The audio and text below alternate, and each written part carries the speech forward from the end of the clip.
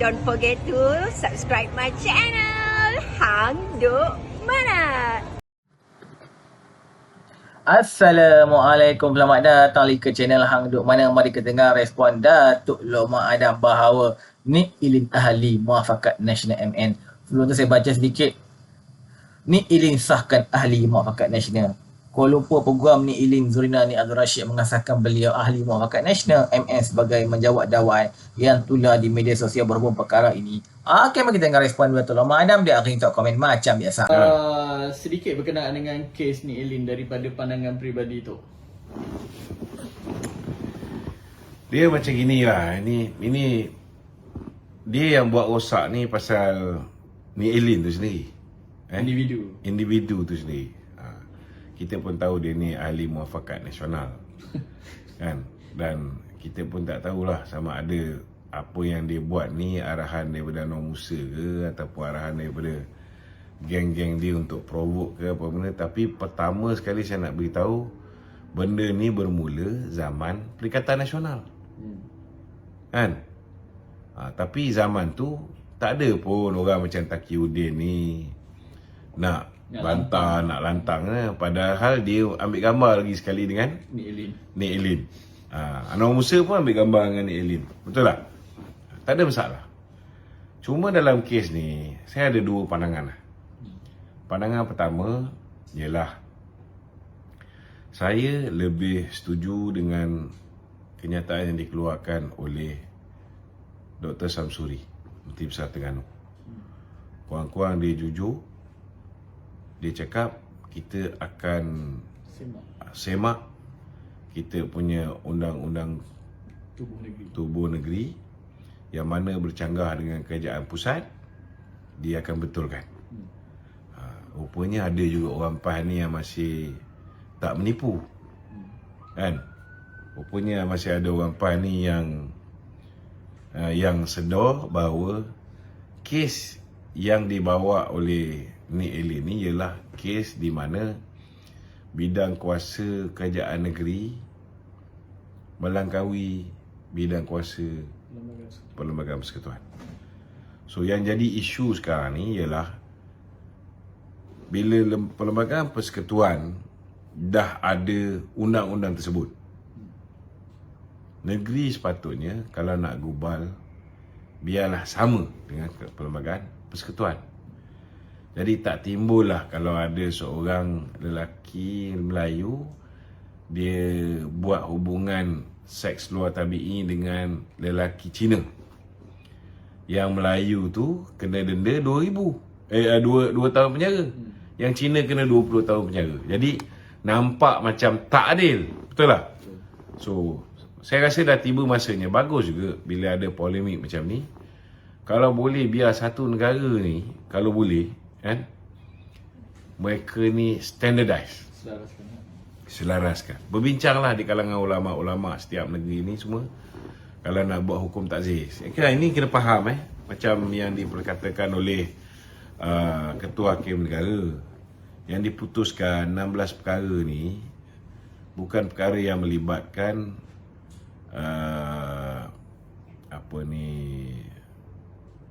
hudud dengan kisas, kan?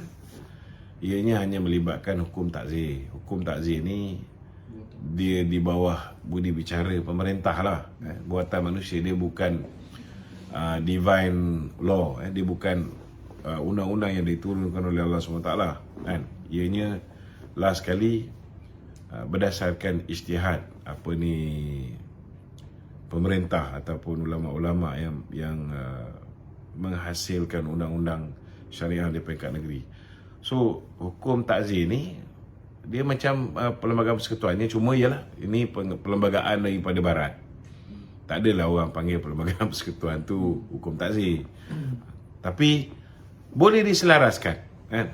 Bincang kan? Panggil semua sekali ketua-ketua agama, mufti-mufti setiap negeri, duduk sekali dengan Kementerian Kehakiman apa semua, boleh diselaraskan. Tetapi sebaik-baiknya, kan, bagi saya tak ada sebab pun kita nak bantah kalau Perlembagaan Persekutuan tu hukuman dia lebih tinggi, kan? Kalau merasakan bahawa dari segi hukum Islam tu, hukuman tu melampau. Contohnya orang liwat, kalau rasa melampau 20 tahun. Kan? Kalau ikut Perlembagaan Persekutuan Undang-Undang Sivil 20 tahun. Kalau ikut Undang-Undang Islam 2 tahun saja. Kalau rasa melampau, ambil jalan tengah. Kan? Tapi kita punya undang-undang nanti akan berbeza lah dengan negara-negara Commonwealth yang lain. Kita hantar anak kita belajar kat London apa semua, dia orang belajar British law. Nanti dekat Malaysia undang-undang dia lain, 10 tahun penjara. Tempat lain tu semua pakai 20 tahun. Kan? Tetapi boleh, kan? Kita boleh mengacu negara kita ni mengikut acuan kita sendiri. Ini pertamalah bagi saya, 16 perkara, kan? Jangan jadi macam Muhyiddin, nampak sangat bodoh dia, kan? Benda yang tak disentuh dalam 16 perkara tu dia kata lepas ni orang boleh meliwat dan sebagainya, sesuka hati, orang boleh buat maksiat. Mana ada? Benda tu tak ada pun dalam 16 perkara yang undang-undang yang dibuat oleh Kerajaan Negeri Kelantan yang bercanggah dengan Kerajaan Persekutuan yang dibatalkan, yang dibenarkan untuk semak. Tak ada. Maknanya Muhyiddin ni dia menulis, dia tak buat research. Memalukan, sangat memalukan. Bukan Perdana Menteri. Sepatutnya dia dah ada lah tim dia. Mak Noh ni tak buat apa, melarikan diri ke apa benda, kan? Maklumlah tengah panas ni Mak Noh ni, kan. So itu pertama. Yang kedua, saya rasa kes ni yang menjadi mangsanya orang attack kerajaan ni pasal image ni Elin ni sendiri. Ini yang menyusahkan keadaan. Ada yang kata dia mengimamkan suami dia. Mana boleh dalam Islam macam tu? Betul tak? Tapi sekarang dia nak nafikan lah. Betul. Yang ni menjadi isu. Contohnya bila Caprice tanya sama ada dia setuju dengan undang-undang Islam ataupun tidak. Dia boleh pilih-pilih ikut dia guna logik akal. So undang-undang Islam kau tak boleh ubah benda tu. Kau tak boleh mengeluarkan kenyataan tu mengikut logik akal. So bila dia kata okey, contohnya macam orang khaluat, kan? Kalau dia buat sendiri-sendiri okey. Kalau buat mana boleh macam tu. You cannot give opinion like that. Faham tak? Mungkin itu ideologi dia. Ini bukan soal ideologi, ini soal agama. Lepas tu dia cakap tentang tudung, tak ada paksaan bertudung. Ini tak faham. Dia kata tidak ada paksaan dalam Islam. Kalau kau ni bukan Islam, memanglah kita tak paksa kau untuk menerima Islam. Tetapi kau Islam, kewajipan tu wajib. Semayang tu wajib. Puasa tu wajib. Betul tak? Apa lagi? Mengelak daripada khalwat, zina, wajib. Kalau misalnya kita kena tangkap, kita kena denda tak? Kita kena hukum sebab tak? Dalam Islam dah nyatakan benda tu jelas. Betul tak? So, ada paksaan ke tak ada paksaan? Memang ada paksaan. Sebab undang-undang. Memang ada hukuman bila kita langgar. Sebab kita dah Islam. Kalau kita bukan Islam, lain cerita. So, dia baca ayat tu ikut tafsiran dia sendiri. Itu yang dia tak pakai tudung pun dia nak komen pasal tudung. Kau kalau tak nak pakai tudung, kau punya pasal. Tapi jangan sekali-sekali kau mempengaruhi orang lain untuk tidak memakai tudung dengan menggunakan ideologi kau, cara berfikir kau. Kau boleh baca Quran macam Mahathir dalam bahasa Inggeris, kau buat tafsiran kau sendiri. Boleh lingkup negara ni, kan? Okey? Itu je lah. Itu yang menyebabkan orang tak boleh terima. Orang tak boleh terima keputusan ni. Sebenarnya keputusan 16 perkara ni tak ada kena-mengena pun yang menyebabkan undang-undang syariah ni akan lingkup ke, akan lumpuh ke, akan menjadi lemah ke. Tak ada kena-mengena. Jangan kita termakan dengan propaganda puak Perikatan Nasional dengan PAS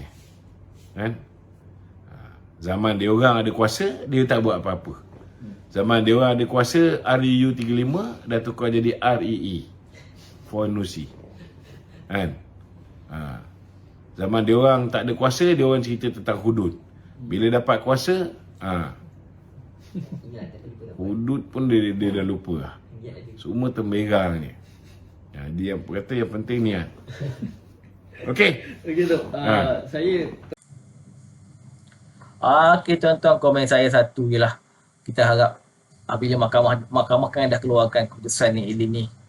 So kita harap pihak-pihak terutamanya orang Melayu lah tak terikutlah dengan isu ni. Kita kena fahamlah isu ni dengan sejelas-jelasnya. Jangan mengikut je. Okey, mari terus menyokong kajian perpaduan dan PMBN Ibrahim. Assalamualaikum.